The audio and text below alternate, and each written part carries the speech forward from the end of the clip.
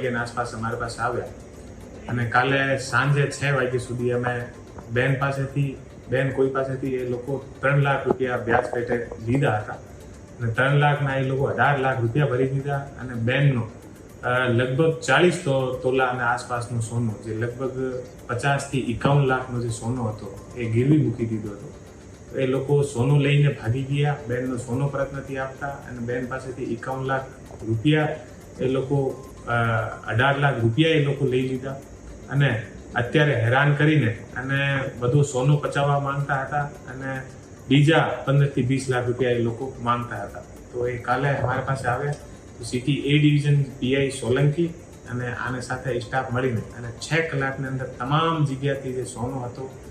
છેલ્લા 5 થી 7 વર્ષથી આ બેનની આ સમસ્યા હતી, તો પોલીસ દ્વારા ફક્ત 6 કલાક કે અંદર મહેનત કરીને તમામ સોનાના જે દાગીના છે લગભગ 50 થી 60 લાખ રૂપિયાના એ અત્યારે બેનને પરત લાવીને આપ્યા છીએ.